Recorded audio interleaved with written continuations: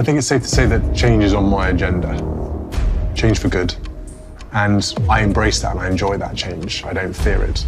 3 minutes ago, inside a room shielded from cameras and even senior courtiers, Princess Anne placed her signature beneath an order that could alter Prince William's understanding of the crown forever.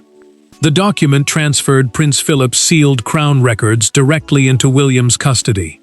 But when Anne closed the folder and removed her glasses, the grief in her expression revealed that this was more than an administrative decision. It was a warning. Before we go deeper into what this really means for the royal family, make sure to subscribe so you don't miss a single update.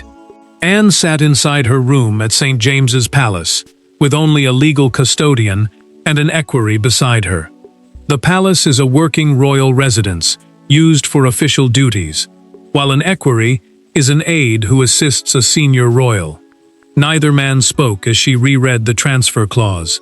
The Princess Royal, the title given to the monarch's eldest daughter, held her pen above Prince Philip's name, unable to hide what the moment was costing her. The signature changed everything. Anne had granted William sole custody and controlled access to Philip's sealed crown records, meaning confidential papers connected to royal authority and the monarchy's future. A private order is a restricted written instruction intended for selected officials rather than public release. These records had remained under protected family control because they contained disagreements her father had deliberately kept beyond public reach. Releasing them could protect the institution, but it could also reopen wounds that death had never healed. William entered later and accepted the folder without ceremony. The prince, first in line to inherit the throne, ran his thumb across the seal, but did not break it.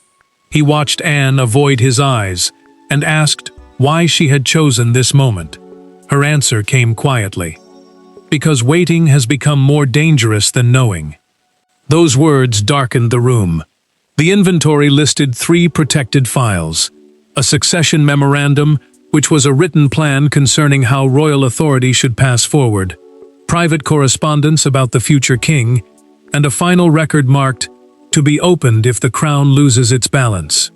William read that warning twice. Anne watched him, knowing Philip never chose such language carelessly.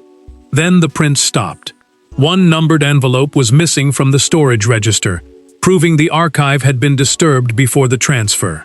Beside the empty entry, William found a handwritten date matching a ceremony held years earlier. The ceremony Philip had abandoned before the family photograph. Anne finally met her nephew's stare. The signed order had given William the records, but that missing envelope would force them to confront the private burdens binding daughter, grandson, father, and king. To the outside world, Princess Anne's decision looked like an act of trust. Inside the family, it carried the weight of an unfinished promise between a daughter and her father. William was not simply receiving old papers. He was inheriting Prince Philip's most guarded concerns about duty, weakness, and succession. And as Charles learned what had happened, the king's wounded reaction made one truth unavoidable. Anne had chosen the heir without consulting the sovereign. Anne had spent a lifetime understanding her father's hardest language: silence. Philip rarely separated love from discipline, and his daughter never expected him to soften a warning simply because family stood before him. Succession, the process through which the throne and its responsibilities passed to the next monarch, had concerned him deeply during his final years. After his death, she became the guardian of several private records, because he trusted her to act when duty demanded it, even if acting caused pain. William understood that burden differently. As the future king, he could one day inherit not only the crown, but every unresolved weakness hidden beneath it. The sealed files might explain how the monarchy could survive generational change, family division, and fading public confidence. They could also expose Philip's private doubts about those closest to him. The prince felt honored by the transfer, yet the honor carried a darker fear. Perhaps his grandfather had seen a crisis approaching that no one else had recognized. Charles received the news while reviewing correspondence at Clarence House, his official London residence. He removed his glasses, placed the briefing note face down, and remained silent. Then he asked whether his sister truly believed he could not be trusted with their father's papers. The sovereign, the reigning monarch who holds the crown's formal authority, did not sound angry. He sounded wounded. For him, Anne's choice felt less like protection and more like a judgment delivered without warning. Anne stood alone beside a framed photograph of Philip, as that reaction reached her through a documented account prepared by the legal custodian. She felt loyalty pulling in opposite directions. Protecting her brother had once meant keeping painful family disagreements sealed. Now it meant refusing to let those same secrets weaken his reign. Shielding Charles from the truth is no longer protecting him, she whispered. William soon found the detail that changed everything. The archive instructions, a written set of rules controlling who could receive the records, showed that Philip had personally added his grandson's name 18 months before his death. The custodian confirmed through the signed register that the heir would become the final recipient if Anne judged the monarchy strategically exposed. He then disclosed that one section recorded a fierce disagreement between father and son that had never entered official palace files. Anne finally admitted what triggered her decision. A confidential crown briefing had recently crossed her desk, containing language copied almost word for word from the missing envelope. Someone had reached Philip's warning first. To identify that person, William would have to return to the ceremony where the family's hidden fracture began. Years before Anne signed the order, a seemingly ordinary family ceremony became the point of no return. The cameras captured smiles, uniforms, and carefully arranged unity. They did not capture Prince Philip confronting Charles behind a closed library door, or the moment he emerged, dismissed an aide, and refused to join the final photograph. That confrontation created the first sealed record, and its warning now appeared to have escaped the archive. Anne remembered the Windsor gathering with painful clarity. The private ceremony, a formal family event held away from the public, had been arranged to discuss how responsibilities would pass from one royal generation to the next. Philip believed that transition required firm boundaries, especially because private influence could easily become confused with official authority. Before the meeting began, he carried a thin red folder past his daughter and warned her that someone was turning ceremonial privilege into personal power. Charles sensed the challenge almost immediately. During the discussion, his father questioned a proposed advisory structure that would allow unelected household figures to influence future crown decisions. The structure was meant to create a private circle through which selected aides could review sensitive choices before they reached the monarch or heir. To Philip, that arrangement threatened accountability. To the future king, the criticism felt deeply personal. He believed his judgment was being questioned before his own family. William heard their voices rise behind the library door. Still learning how royal authority worked, the prince could not understand every detail, but he understood the anger. One voice demanded clear limits. The other insisted that modern leadership required trusted advisors. When Philip finally emerged, he dismissed the waiting aide with a sharp gesture, placed one hand on his grandson's shoulder, and walked away without speaking. William never forgot the silence that followed. The decisive moment came minutes earlier. A senior aide had presented a draft protocol giving a private household circle access to succession briefings. A protocol is a written set of rules controlling how official decisions are handled, while succession briefings prepare the family for the future transfer of the throne. Philip read the proposal twice, struck the table once, and ordered the aide to withdraw it. Charles remained seated, wounded by the public rebuke, as his father carried the red folder from the room. Anne later watched Philip record his objections in a documented memorandum. Across the first page, he wrote, "Constitutional authority must never become family property." Constitutional authority meant power exercised under established national rules, not personal wishes. He sealed the warning inside envelope 4, the numbered packet now missing from William's archive. Then the surviving register exposed the final truth. Beside Anne's name, Philip had left a handwritten instruction. If that rejected protocol ever resurfaced, she must transfer every sealed record to William immediately. She had obeyed him. But before the prince could open the first complete file, Charles arrived to demand that the order be withdrawn. Charles entered without an entourage, but the silence surrounding him felt heavier than any procession. Anne remained standing beside the sealed archive, refusing to move it from William's reach. For several seconds, brother and sister said nothing. Then the king asked a question that stripped away rank, protocol, and ceremony. "Did our father trust my son more than he trusted me?" Her answer would wound him, but the truth behind it would be worse. William stood between the archive case and the locked door, caught between obedience to his father and acceptance of his aunt's lawful transfer. No courtiers had been allowed inside. Courtiers are trusted household officials who work closely around senior royals. The prince understood why their absence mattered. This was not an official dispute polished for written minutes. It was a family confrontation, and every angry word would land without protection. Charles stepped toward the case and argued that records involving the sovereign should remain under his oversight. He carried responsibility for the present reign, and any hidden warning about the crown could influence decisions made in his name. Anne refused to retreat. She reminded her brother that Prince Philip had deliberately separated personal kingship from custody of the monarchy's long-term safeguards. Their father had feared that one ruler's emotions could bury information needed by the next generation. The accusation finally came. Charles told his sister that she had humiliated him, weakened his authority, and made William appear more trusted than the reigning monarch.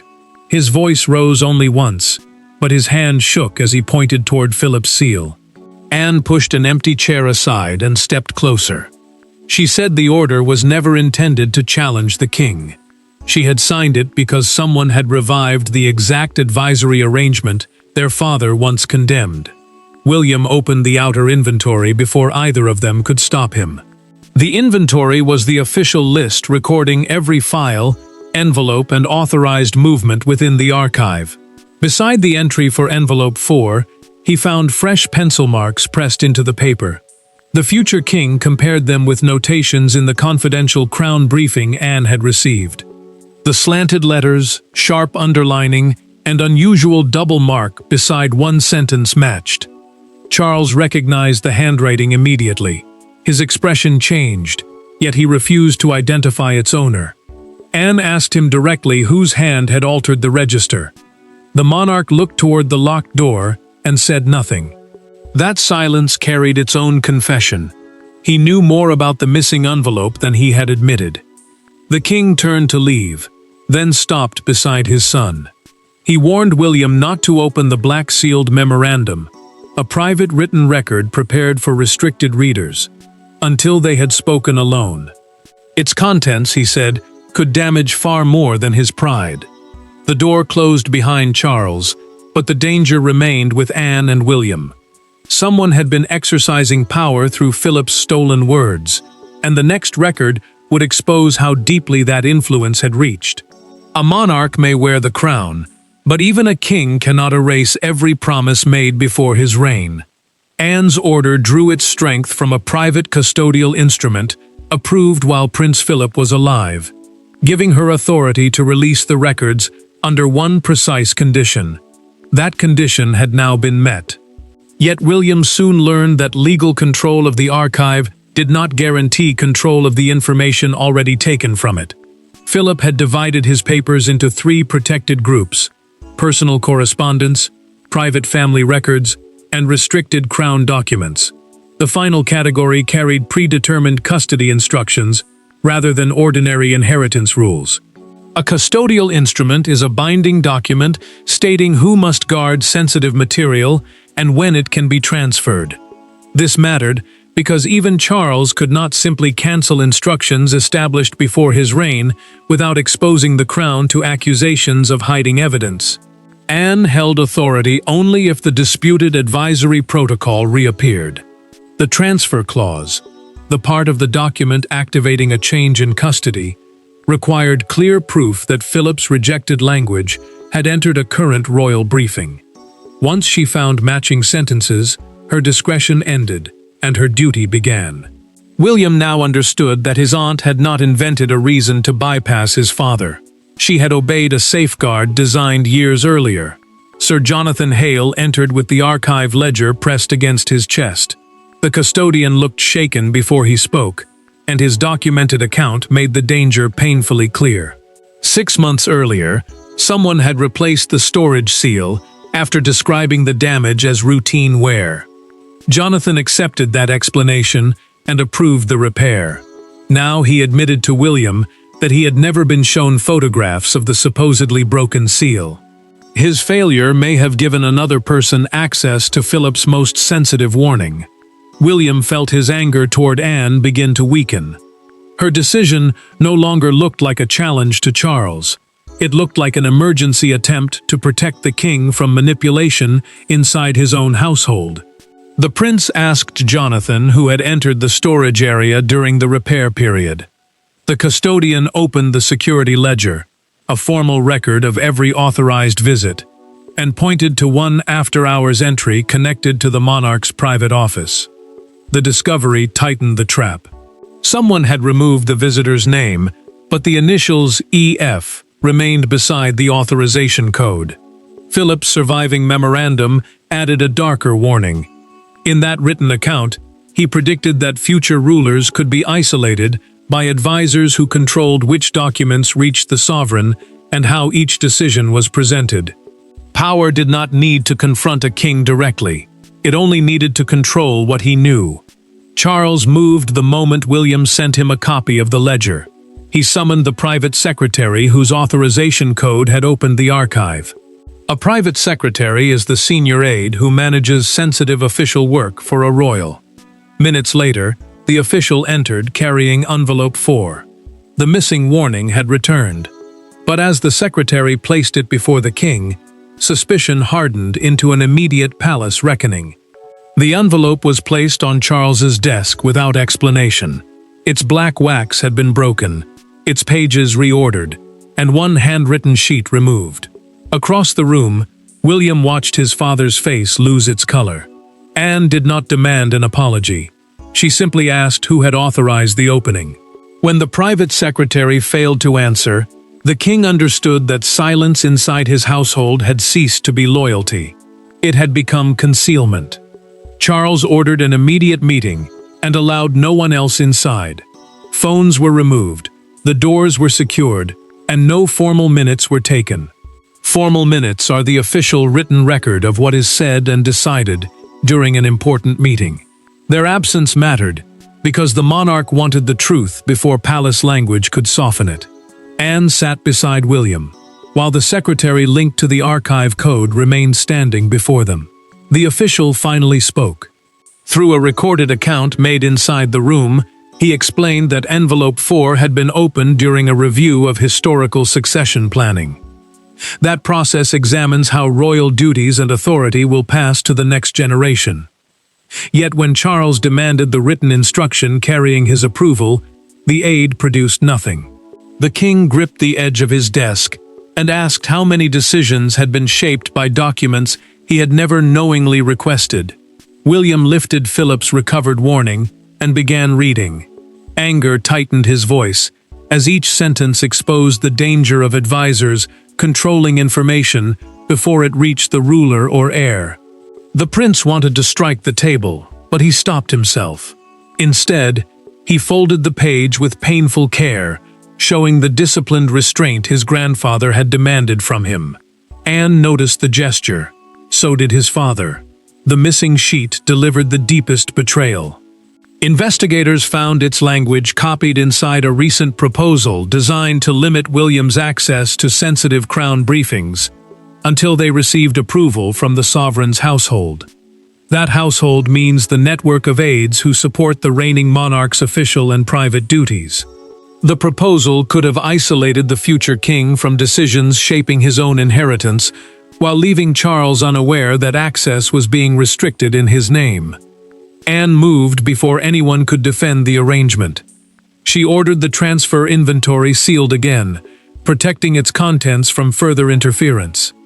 Charles then suspended the secretary's access code and removed him from all confidential briefings. For the first time since the crisis began, brother and sister acted together. Her caution and his authority no longer stood in conflict. They had become the same defense. William searched the reordered pages one final time.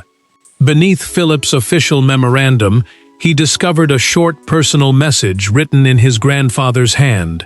"Speak to your father alone before others teach you to fear him." Those words changed the direction of everything. Philip's final instruction did not send William toward another investigation. It sent him directly toward the wounded father he had already begun to mistrust. No aides entered. No secretary recorded the exchange. Charles and William sat opposite each other, with Prince Philip's message resting between them. And for once neither man could hide behind rank. The king admitted that Anne's order had felt like a public judgment delivered in private. William confessed that the missing records had made him question his father's intentions. What followed was not a constitutional negotiation. It was a family choosing whether suspicion would become inheritance. Charles had selected the smaller morning room instead of the formal audience chamber. A morning room is a quiet, private space used for personal meetings, while an audience chamber is designed for official encounters shaped by ceremony and rank. That choice mattered. The monarch did not want a throne, desk, or line of waiting officials between himself and his son. He wanted the truth, even if hearing it hurt. William opened Philip's memorandum and read the central warning aloud. A memorandum is a written record preserving advice, concerns, or instructions for future use. In this documented account, his grandfather warned that a damaged relationship between sovereign and heir could create space for advisors to gather influence neither man intended to surrender. The sovereign is the reigning monarch, while the heir is the person expected to inherit the throne. If they stopped speaking directly, others could control what each believed about the other. Charles finally admitted the fear beneath his anger. Even after becoming king, he still felt measured against his father's strength. Anne's decision reopened the old wound that Philip had considered him unprepared, too cautious, or too dependent on those around him. The monarch's voice weakened as he acknowledged that losing control of the archive felt like losing his father's confidence all over again. William absorbed the confession without interrupting. He then admitted his own mistake. The prince had accepted the sealed records as a duty, but he had never asked what the transfer would mean emotionally for Charles. He placed Anne's signed order flat on the table instead of holding it like a weapon. That small gesture removed the barrier between them. The recovered papers delivered the truth neither man expected. Philip had not chosen his grandson over his son. His written instructions showed that the transfer was designed to force direct communication if palace intermediaries ever divided them. Intermediaries are people who carry information between others, gaining dangerous power if they change, delay, or control it. Charles reached his decision. He told William to retain the records and granted him unrestricted access to every sealed file. The future king promised that any discovery affecting the reign would be discussed with his father face to face, before another advisor could shape its meaning. Father and son rose together. They walked toward Anne's room knowing the archive had placed them back on the same side. Yet she still waited in silence, uncertain whether her brother had come to thank her or condemn the painful method she had used to save them. By morning, secrecy had collapsed. The transfer order dominated broadcasts, palace gates filled with spectators, and one newspaper reduced the crisis to 5 words: Anne gives Philip's files to William. Yet the image that captured the country was quieter. At Windsor, Charles stepped from his car beside his son, waited for Anne to approach, and extended his hand before the cameras. It was not forgiveness staged as theater. It was unity made deliberately visible. Palace communications confirmed the transfer through a written public statement. Anne had given William custodial control of Prince Philip's restricted family archive, under instructions established before his death. Custodial control means the legal responsibility to protect records and decide who may examine them.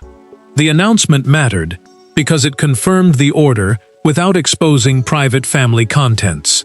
It also acknowledged a formal review of unauthorized access and temporary security restrictions within the royal household.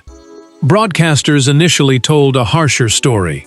One morning program described the decision as the Princess Royal bypassing Charles in favor of the future king. The interpretation made the transfer sound like a silent vote against the current reign. Public concern grew quickly because a divided monarch and heir could weaken confidence in decisions made today while casting doubt over the monarchy's future direction. Anne watched the coverage alone. Each suggestion that she had acted against her brother cut deeper than she expected. She had risked Charles's trust to protect him, yet the public now saw betrayal instead of sacrifice. William telephoned before the next broadcast began. The prince told his aunt that he understood what her silence had cost, and promised to correct the impression publicly. The crowd outside Windsor Castle grew throughout the morning. Many held photographs of Philip, while others waited behind the barriers, in complete uncertainty. Then Charles appeared beside William. Anne approached moments later, guarded but composed. The king waited until she reached him and extended his hand. For one brief moment, the crowd fell silent. When his sister accepted the gesture and the future king stood beside them, sustained applause broke across the gathering. The palace followed that moment with a second documented statement.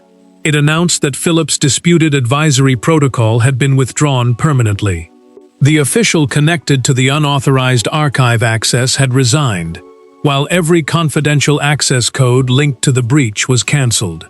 Those consequences mattered, because the hidden system could no longer isolate William or shape decisions without Charles's knowledge. Hope replaced suspicion, but one task remained. The public appearance had restored confidence between the present and future reigns, yet Philip's personal message still rested inside the reopened archive. Its warning had exposed interference, forced father and son to speak, and brought brother and sister back together. The public saw a monarchy reunited. Behind Windsor's doors, Charles, Anne, and William prepared to decide whether Philip's final words should remain open or be sealed forever, now that their purpose had been fulfilled. The final decision was made without lawyers, cameras, or ceremony. Anne unlocked the archive case. Charles lifted Prince Philip's message, and William read its closing lines aloud. The records had never been designed to crown a favorite or expose a failure. They were Philip's last safeguard against isolation, the belief that the monarchy would survive only if duty remained stronger than pride. At last, all three understood why the files had been sealed and why they had been released. Anne explained her father's purpose through the written instructions preserved beside his personal message. He expected the records to remain closed forever, unless mistrust began separating the sovereign, the heir, and the family member protecting institutional continuity. That term meant preserving the monarchy's stability, as responsibility passed between generations. Philip had not predicted every detail of the breach. He had simply understood how quickly private influence could grow when family members stopped speaking directly. The unauthorized opening of Envelope 4 activated his safeguard. Anne's private order placed the evidence with William, while forcing Charles to confront the interference around him. Her decision had looked like defiance, but it followed the exact condition recorded in Philip's signed instructions. Without that transfer, the missing warning might have remained hidden, the disputed advisory system might have survived, and suspicion between father and son might have hardened beyond repair. Charles turned toward his sister. He admitted that her action had wounded him because it revived his fear that their father had considered him unworthy of trust. Yet the king also accepted that she had protected him when obedience would have been easier than courage. He thanked Anne for honoring Philip's command, even when doing so placed their relationship at risk. She did not celebrate. She simply nodded, finally released from the promise she had carried alone. William returned the original signed order to his aunt for permanent preservation, but retained lawful custody of the archive. The prince accepted the records as a responsibility, never a victory over Charles. He promised to protect their contents while discussing every discovery affecting the reign directly with his father. Anne placed Philip's personal message inside a fresh envelope, after all three signed a short acknowledgement, a written confirmation that they understood and accepted what had occurred. Charles then lifted the archive case and placed it into William's hands himself. The gesture transformed a disputed transfer into an act of trust. The consequences became final. The unauthorized advisory system was dismantled, security procedures were rewritten, and all future succession briefings would pass directly between the sovereign and heir. No private circle would again control what either man knew. When the archive door closed, nothing remained unresolved. Anne had kept her promise. Charles had reclaimed trust. William had accepted the burden. Philip's final safeguard had done its work, proving that the crown survived not through silence, but through truth, strong enough to defeat pride.